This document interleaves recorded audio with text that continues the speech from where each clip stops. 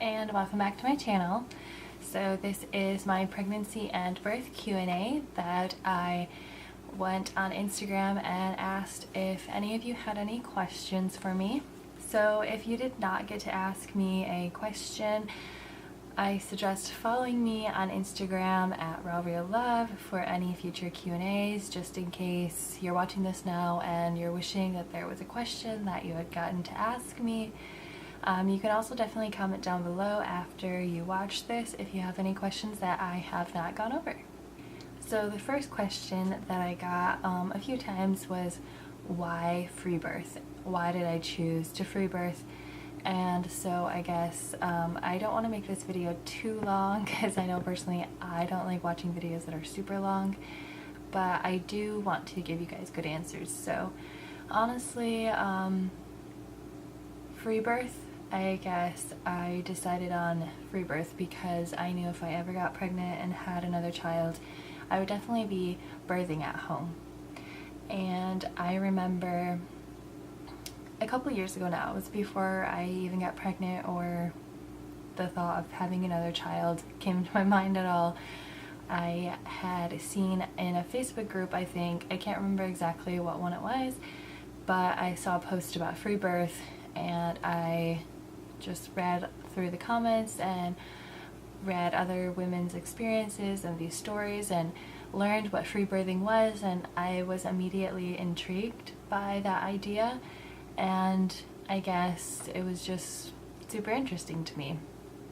So then when I did become pregnant, I knew I was going to birth at home. I wasn't completely sure if I was going to go with a midwife or what at that point, and then I sat down and talked with my husband and told him about free birth, and then we both decided that was what we felt safe and comfortable doing. I do think that free birth is absolutely amazing, but I don't think it's for everyone. So I'm not here telling you this is what you should do. It's just my experience and what I did and what works for me, how I felt safe and comfortable. And again, with free birth, I did a lot of research. I did so much reading, other people's stories, different books, which I've recommended a few, and I just Googled so many things and learned signs for transfer and all different things. So I was very prepared and I felt very confident in choosing to free birth. Another question that I got was, did I have a midwife, or is there a reason that I didn't have one? So honestly, since I was choosing to free birth, I also chose to have an unassisted pregnancy, which means I did not seek medical assistance the whole time that I was pregnant. And I know that kind of like freaks people out, but I felt very confident in my pregnancy. And again, with my first daughter, I did not have any issues in that pregnancy, so I knew that this pregnancy would be exactly the same. So the reason I chose to not have a midwife or a doctor was because if I was choosing to free birth, you know, I was like, how is that going to work? With me saying, well, I want you to be here with me during my pregnancy and monitor me, but when it comes time to giving birth, you can't be here. I don't think that there's a lot of midwives or doctors that would be very okay with that, and I didn't want to cause any confusion or trouble. And again, I felt confident having an unassisted pregnancy as well. There are a lot of things that a midwife or an OBGYN might recommend me to do while I'm pregnant that I don't really want to do. And so that's another reason that I chose to have an unassisted pregnancy and not have a midwife or a doctor. The next question I got was, did I ever do perineal massage while I was pregnant? And I have heard of perineal massage, and it's just a massage that you do to yourself to prevent tearing. And I did not do that at all. And again, if you watched or if you read my birth story, then you would know that I did not tear at all with this birth, which is pretty amazing, and feels so great to know that our bodies can do and are made to do this. I know there's a lot of fear that women have around tearing because, ouch, you know, who wants to do that? I did tear with my first daughter and I had stitches and that was just a pain to have to deal with after birth, right?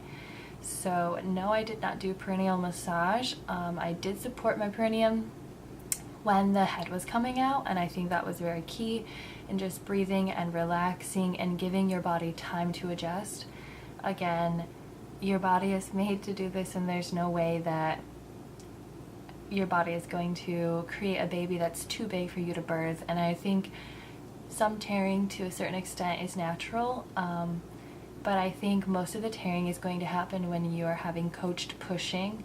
So if you're in the hospital and they're telling you when to push, or even if you have an epidural, which is what I had with my daughter, my first daughter, in the hospital I had an epidural, so I couldn't feel anything, I couldn't feel my contractions, and I had to have coach pushing, so they were telling me when to push, and that's, I believe, when a lot of tearing is going to happen. But if you can sit there and you can listen to your body and you can breathe and you can feel your contractions and you're in tune, then you're going to know when, and you're just going to be able to relax and let it happen. And that's what I did, and it went amazingly and smooth. So that's just my experience, and there are some women who do perineal massage and still tear, so I guess it's just do what feels good for you and what you think is best. And yeah. The next question was if it was hard to get a birth certificate, and I've had a couple people ask me this, because when you give birth in a hospital, they're going to take care of that for you, or if you have a midwife, she's going to take care of that for you, right? So was it hard for me to get a birth certificate? No, it was not. It was super easy. And the thing is I don't know how it is in other states, and I live in Michigan, so I can't verify this for everyone else, but it was not hard for me. I literally went down to my county clerk's office, and I had to call and make an appointment first and let them know that I had a home birth. And here you get up to 2 weeks to go in, but I went in 1 week after because I felt so good. And then I just went down at my scheduled time, and I filled out some paperwork, and I brought proof like my ID, my marriage license, proof of pregnancy. I did have a proof of pregnancy paper only to say yes, she's pregnant, so that is required, but other than that it was not hard at all. And then they sent me the social security card just a week after. So another question I have was why have an unassisted pregnancy, and I feel like I already kind of explained that one. Pregnancy is a natural body function, just as childbirth is natural. It's not a medical emergency, and so honestly, I mean, there are women who feel better having someone monitor them while they're pregnant, and I think that's perfectly okay. I think what it comes down to is every woman should be able to decide what is best for her and her baby while she is pregnant. So again, I felt very comfortable having an unassisted pregnancy. I do not have maybe those fears that some people have. I trusted in my body's ability to grow and nurture a healthy baby, and I know that there's a time and a place for medical intervention, and again, it's different for everyone. Do what makes you feel safe and comfortable. I'm not here to judge. I just did this because this is what I felt comfortable doing, and I did my research. And again, there were things that if I went to a midwife or an OBGYN I didn't want to do. I wouldn't want to have done the glucose test. I'm not for vaccinating while I'm pregnant or vaccinating at all. I also did not want to have any ultrasounds or scans. I also did not use a Doppler, so I did not monitor my baby's heartbeat while she was growing in the womb, and those were things that I felt very comfortable with, okay? So like I said, it comes down to each mother and what they decide and what feels good for them, and I'm not here to shame. I'm not here to tell you this is exactly what you should be doing. Like I said, free birth and unassisted pregnancy is not for everyone. There are some women who need the help while they're pregnant, and that's perfectly okay. In fact, I'm so thankful that we do have midwives for women and doctors, because for certain things, assistance and intervention is needed. The next question was, what supplements did I take? So if you watched my pregnancy update videos, you would know this, but that's perfectly fine. I'll still answer it. I did have a vegan prenatal that I took, and it's not something that I took righteously every single day, because I get a lot of my nutrients and my vitamins from my food, because I eat so, I'm not going to say that I'm the healthiest eater, because I've eaten better at other times in my life, and pregnancy was one of those times when I just followed my intuition and made sure that I was eating healthfully. I still love to have cookies, cake, and pop here and there. I mean, cravings, chocolate, but I did eat my fair share of salads, smoothies, vegetables, you know, beans, legumes, whatever I knew that I needed to get. And it's most important to get your nutrients from your food first. And of course supplementing is great, and so I did take a prenatal here and there, and B12. B12 was also in my prenatal, but when I wasn't taking my prenatal, I was definitely supplementing with B12. I also used the Garden of Life brand, so if anyone's interested, that is the brand that I used. Another question I got was if I was ever scared or worried, and I'm gonna come right out and I'm gonna be 100% honest. Yes, there were times, you know, that I was scared or worried, not because I thought there was something wrong with me or something wrong with the baby, but because I feel like we're so conditioned as women to not trust our bodies and not trust pregnancy and the birthing process. So, and having other people question me and my decisions and what I wanted to do, I did let those fears or those worries creep in on me, and it was hard at sometimes, because I did have a few people who did not understand my stance on having a free birth or having an unassisted pregnancy.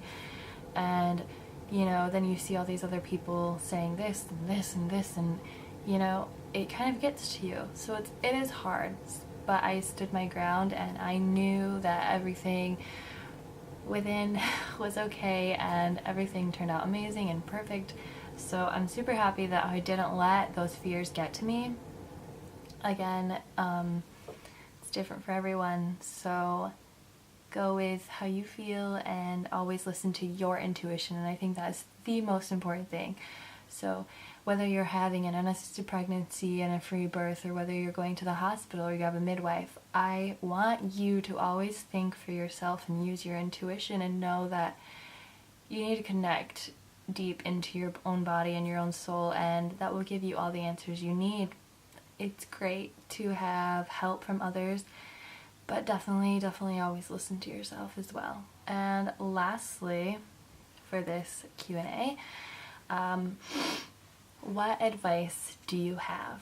Now, this is a big question, and I don't think I could completely cover it. Advice in general for anyone who's pregnant and going to have a baby. Again, the intuition thing is very big.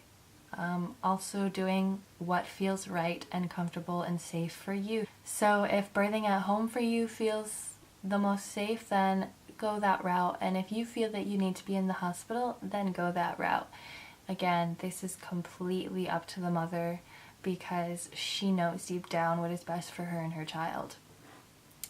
Another thing that I would say is just don't be scared.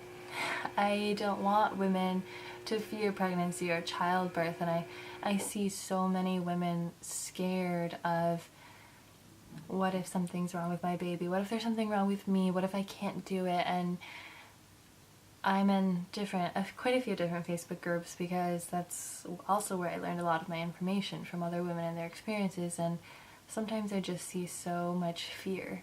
And I just want to say that if you let fear cloud your judgment and consume your mind, I am a true believer of what you think and feel you attract. So the best thing that you can do is keep a positive attitude for yourself and for your baby. And one thing I used a lot during my pregnancy, and even internally during my labor, were affirmations that would help me.